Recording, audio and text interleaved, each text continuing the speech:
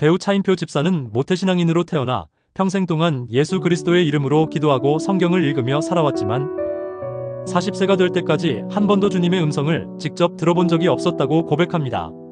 그만큼 갈망이 컸던 그는 예수님의 음성을 듣기 위해 기도하고 금식하며 다양한 신앙 활동을 시도했지만 끝내 응답을 듣지 못한 채 답답함 속에 있었습니다. 그러던 중 2006년 아내인 배우 신혜라 집사가 컴패션 홍보대사로 활동하던 시절 인도 콜카타의 빈민 지역을 방문하기로 예정되어 있었으나 피치 못할 사정으로 아내 대신 차인표 집사가 봉사여행에 참여하게 됩니다. 처음엔 내키지 않아 억지로 떠났고 자원봉사자들과 섞이기 싫어 혼자 1등석 비행기를 타고 인도에 도착했습니다. 그 마음 자체가 강팍했지만 그는 그 여정에서 전혀 예상치 못한 은혜를 경험하게 됩니다. 인도 시골 지역의 한 교회에서 컴패션 목사님의 안내로 가장 가난하고 보잘것없는 아이들을 만나게 된 그는 한 아이의 손을 잡는 순간 자신의 인생을 송두리째 바꾸는 하나님의 음성을 듣게 됩니다. 인표야, 잘 왔다. 내가 여기서 너를 기다리고 있었단다. 너는 나의 사랑을 받기 위해 태어난 존재란다. 그 목소리는 그가 평생 듣고 싶었던 주님의 음성이었고 그 순간 그는 깨달았습니다. 자신은 예수님을 만나기 위해 1등석 비행기를 탔지만 예수님은 그 가난한 아이 옆에서 자신을 기다리고 계셨다는 사실을, 그리고 그 한마디가 그에게 예수님의 동역자로서의 삶을 시작하게 했습니다. 그는 컴패션을 통해 후원하고 있는 한 소녀 미리암을 만나게 되고 그녀와의 만남을 통해 아이들의 눈빛 속에서 예수님의 사랑을 다시금 체험하게 됩니다. 미리암은 자신의 친구들을 차인표 집사에게 소개하며 이 사람 앞에서 노래를 부르면 너희도 학교에 갈 수 있다고 말합니다. 아이들의 간절한 눈빛 앞에서 그는 약속합니다. 너희들을 모두 후원할 순 없지만 너희들이 존재하고 있다는 사실을 세상에 알릴게. 그의 간증은 이렇게 말합니다.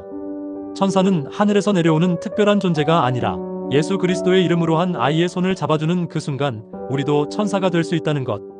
그는 그렇게 천사가 되었습니다.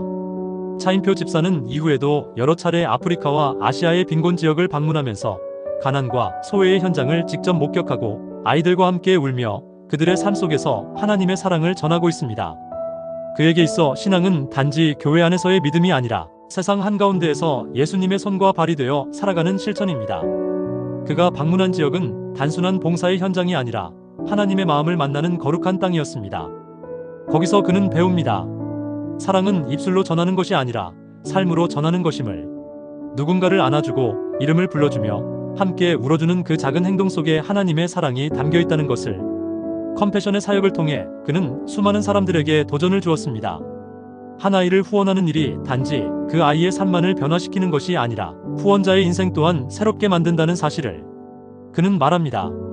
아이를 후원하는 것은 예수님의 파트너가 되는 일입니다. 내가 무엇을 줄 수 있느냐보다 예수님께서 내 손을 통해 무엇을 하시느냐가 중요합니다.